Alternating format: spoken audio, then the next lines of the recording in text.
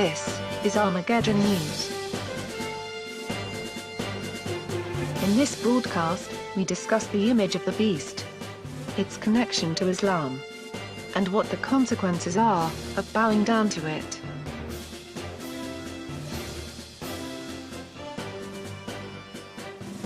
Good day.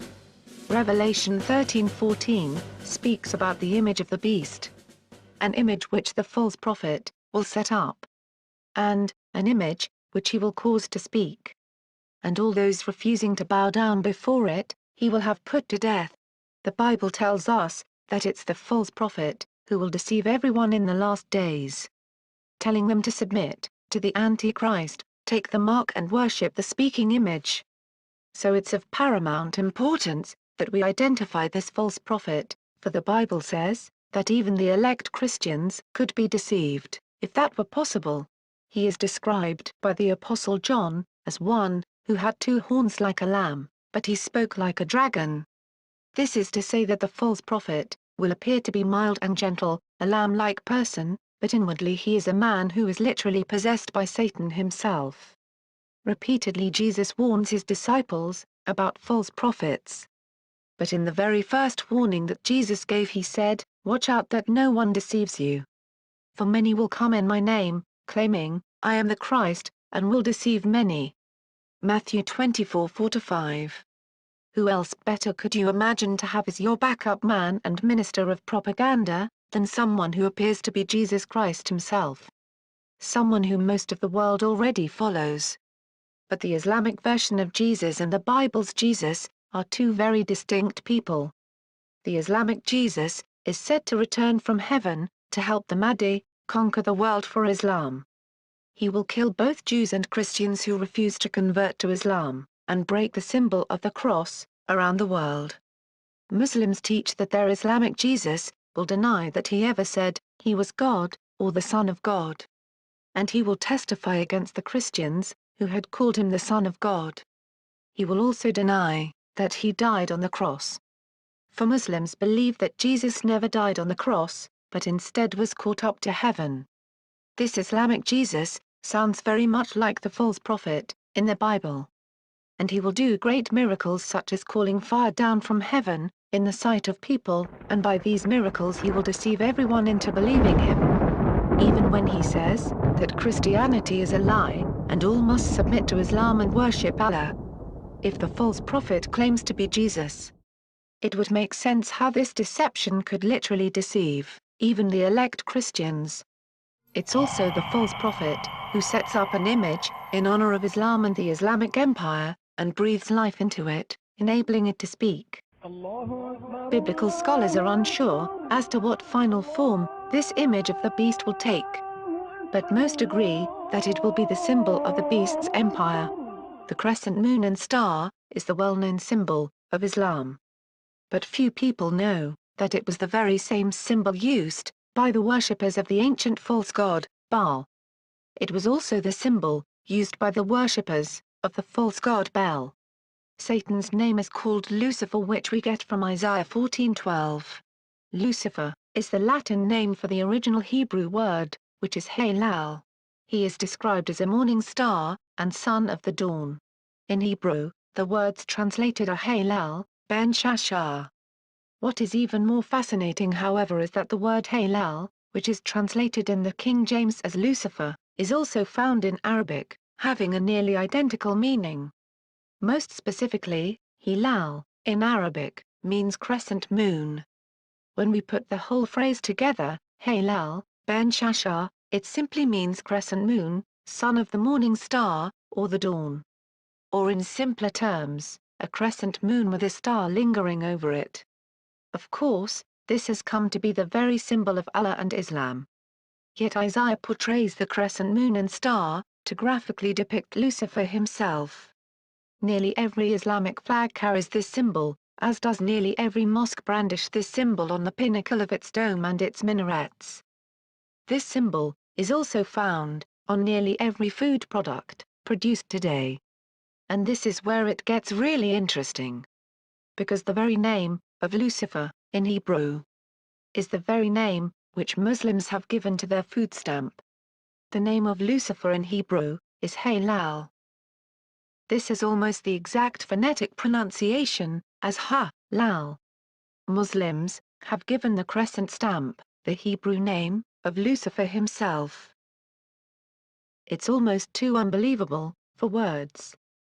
Consider the implications of this then. The very description that the Bible uses to describe Lucifer, Islam applies to itself, and the ancient symbol of Baal and Bel worship has now become the image of Islam. This could be the very image of the beast.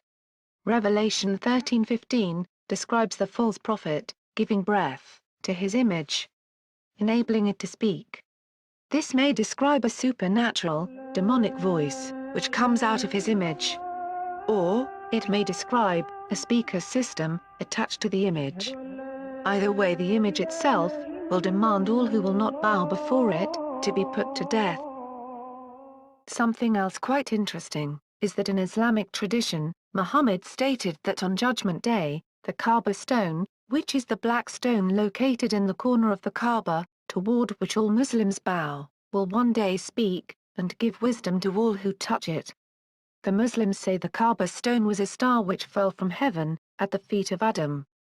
But the Bible describes Lucifer as the star which fell from heaven. How art thou fallen from heaven, O Lucifer, son of the morning? Therefore 1.3 billion Muslims are bowing down to the image of Lucifer. The star which fell from heaven, the Kaaba stone, could very well be the image of the beast. And on the day when the false prophet causes this image to speak, those bowing before it will lose their souls. Moses strictly forbade the Jews from worshipping the host of heaven. And a star or meteorite, the Kaaba stone, is exactly what Muslims around the world are bowing down toward. In defiance of the commandment given to Moses. And lest thou lift up thine eyes unto heaven, and when thou seest the sun, and the moon, and the stars, even all the host of heaven, shouldest be driven to worship them, and serve them, which the Lord thy God hath divided unto all nations under the whole heaven. Act 7:42 says, So God turned away from them, and gave them over to worship the stars of heaven, as it is written in the book of the prophets, people of Israel. It was not to me, that you slaughtered and sacrificed animals, for 40 years in the desert. It was the tent of the god Moloch, that you carried, and the image of Rephan, your star god. They were idols that you had made to worship. The Bible mentions two things involved in the worship of Moloch. One, a tent or tabernacle. The other, a star idol. These two things are the very same idols we find the Muslims bowing down toward. The tent or tabernacle, and the idol image, of a star fallen from heaven. Zephaniah 1:4 says, I will reach out to punish Judah and Jerusalem. Nothing will remain of the god Baal. Nothing will be remembered of his pagan priests. Not a trace will be found of those who worship stars from their rooftops, or bow down to the god Milcom, while claiming loyalty to me, the Lord. Nothing will remain of anyone who has turned away and rejected me. This verse is describing the day that Christ returns from heaven. That he will destroy all who worship Baal and those who bow down to stars. But the god Baal has long since vanished. So why is God speaking about destroying the worshippers of a god that no longer exists? The answer is that Baal worship is alive and well. Baal has just renamed himself Allah. And his star worship is being continued through Muslims, who bow down every day to the host of heaven, which now takes the form of the Kaaba stone, the star which fell from heaven. Some biblical scholars believe that the Kaaba stone is the abomination of desolation mentioned by Jesus, which will be moved from the Kaaba to the Jewish temple in Jerusalem. If the cornerstone of Lucifer's temple, the Kaaba, were to become the cornerstone of God's temple in Jerusalem, that would be the ultimate blasphemy. But why would worshipping a stone cause you to lose your soul? You see, the stone will replace Jesus Christ, the rock of our salvation. Muhammad declared the Kaaba stone was able to take away sins by touching it. Therefore Muhammad replaced Jesus Christ, the only one able to forgive sins, with the image of Lucifer, fallen from heaven, and claim that this stone is able to forgive sins. If this stone is placed in the Jerusalem temple, it will be as if Lucifer has seated himself and his image on the earthly throne of God, which rightfully belongs to Jesus Christ. And those worshipping the speaking image, will have denied Christ and sealed themselves to Lucifer. The image of the Kaaba stone is printed on the cover of every Quran. Therefore the Kaaba stone depicts the very symbol for the word of Allah. The image of the beast may represent the word of Allah, the Quran. This image is the very opposite of Jesus Christ, whom the Bible calls the Word of God. So the opposite would be an image which depicts the word of Lucifer. And the Kaaba stone is that very image, which may speak. And those who refuse to bow down before this image, which speaks the words of Allah, will be put to death. And the false prophet will demand that all pray toward the image of the beast. And he will likely use the Muslims' call to prayer, and the speaker system, in every mosque minaret, around the world, to call everyone to bow toward the image of the beast. Therefore the voice, from the image of the beast, will be heard in every nation, from the towers, of the Muslim mosques, demanding that those who will not bow down, during the call to prayer, must be put to death. This image of the beast will become the symbol of the Islamic Empire. The images we've discussed here could easily fulfill the role of the beast's image. But only one thing is certain, it will be directly linked to Islam itself. And the false prophet will cause it to speak, and command all in the Middle East to bow down toward it, or be put to death.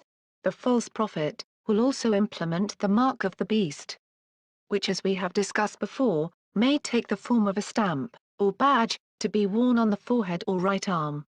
It will be the sign that they have submitted to the Mahdi, or Caliph of Islam, and to his Islamic empire. And no one will be able to buy or sell without it. Those Christians who refuse to submit before the Antichrist or his image will be arrested and imprisoned. Revelation 13:10 says, "Whoever is meant to be captured will surely be captured. Whoever is meant to be killed by the sword will surely be killed by the sword." This calls for endurance and faith on the part of God's people.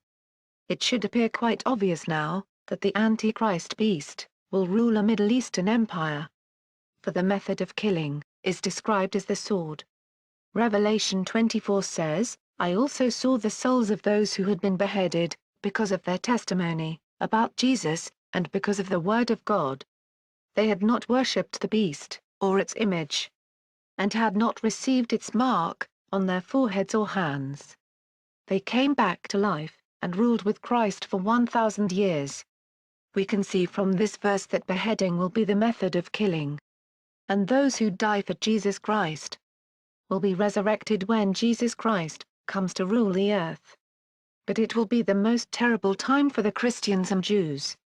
And many will just worship him to escape being put to death.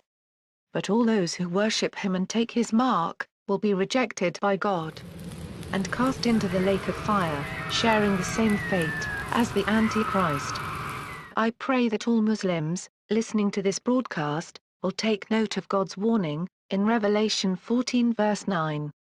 If any man worship the beast and his image, and receive his mark in his forehead or in his hand, he shall be tormented with fire and brimstone, in the presence of the holy angels, and in the presence of the Lamb.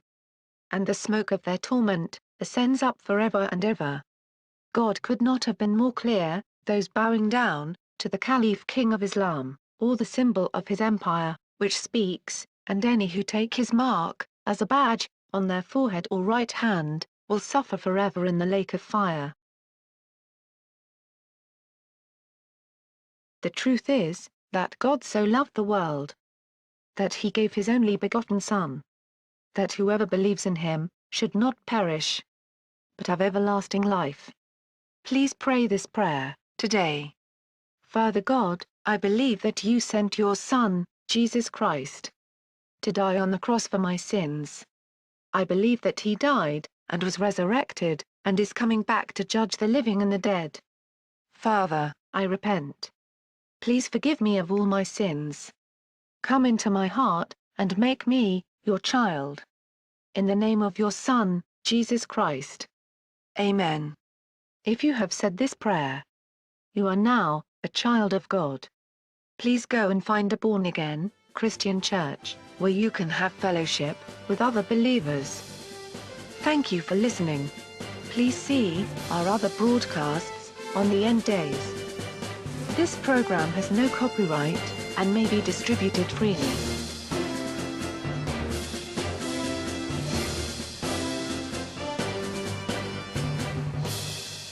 The Islamic Antichrist book, by John Preacher, contains astounding insights into the Book of Revelation.